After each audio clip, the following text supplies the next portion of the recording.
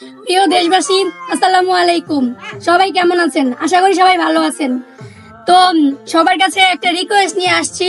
তো রিকোয়েস্টটা হলো, অনলাইনে পাত্রী খুঁজতেছি আমার বাবাকে বিয়ে করানোর জন্য। তো আমার বাবার জন্য একজন পাত্রী দরকার। তো ভিডিওটা সবাই বেশি বেশি করে শেয়ার করেন যাতে আমার বাবার জন্য একজন পাত্রী খুঁজে পাই। ঠিক আছে? তো আমার মা মারা গেছে গত 4 বছর। তো আমরা তো 2 বোন মেয়ে মানুষ, আমাদের তো শ্বশুর বাড়িতে যেতেই হবে, তাই না? তো আমার বাবাকে তো আর একা রেখে যেতে পারি না। তো আমার বাবার জন্য একজন পাত্রী খুঁজতেছি।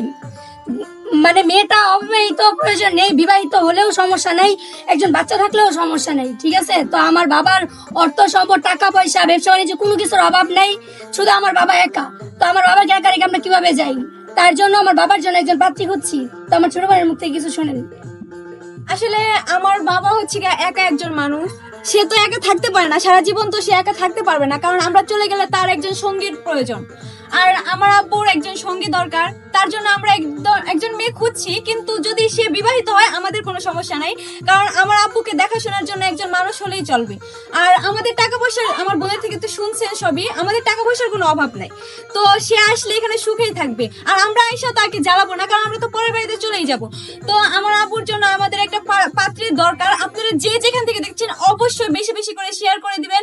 আর আমার আব্বুর জন্য একজন ভালো পাত্রী চাই। আপু, তুমি এখন বলো। আসলে এখানে আমার বলার কিছু নেই, আমার মেয়েদের সিদ্ধান্তই আমার সিদ্ধান্ত। মূল বিষয়টা হলো যে বর্তমান চলতে গেলে একজন, যেহেতু আমার বয়স হয়ে গেছে, এই মুহূর্তে আমার পাশে যদি একটা সঙ্গী আমার না থাকে, তাহলে আমার চলাফেরাটা বিশাল কঠিন হয়ে যায়। কারণ একদিক দিয়ে জামা কাপড় ধোয়া, রান্না বাড়া করা, পাকশাক করা, এবং আমি অসুস্থ বিছনায় পড়ে গেছি, আমার পাশে একজন সেবা করার মানুষের প্রয়োজন। আমার মেয়ে, ওরা তো আর আমার লুঙ্গি চেঞ্জ করে দিতে পারবে না, আমার প্যান্ট চেঞ্জ করে দিতে পারবে না। তো এই জন্য আমি সবাইকে রিকোয়েস্ট করবো, অনুরোধ করবো, যাদের সামনে ভিডিওটা যাবে সবাই একটু শেয়ার করে দিবেন, যাতে আমি ভালো বংশের একটা ভালো মেয়ে পাই।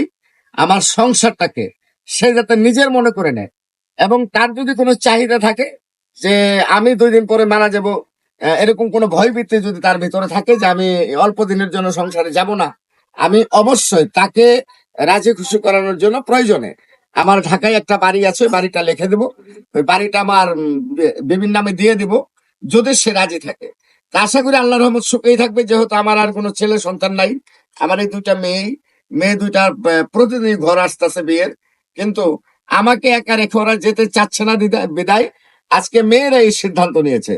তো আমি আর সময় বাড়াবো না, যদি কারো কাছে ভালো পাত্রী থাকে অবশ্যই মেহরবানি করে আমাদেরকে একটু আমাদের সাথে যোগাযোগ করবেন, ভিডিওটা শেয়ার করে দিবেন, আমরা ফোন নাম্বার স্ক্রিনে দিয়ে দিব। ফোন নাম্বারে যোগাযোগ করে অবশ্যই আমাদের বাড়ি ঘরের ঠিকানা আমরা এই ভিডিওর মাধ্যমে জানিয়ে দেব। তো মেহরবানি করে সকলেই একটু ভিডিওটা শেয়ার করে দিবেন। সবাই ভালো থাকবেন।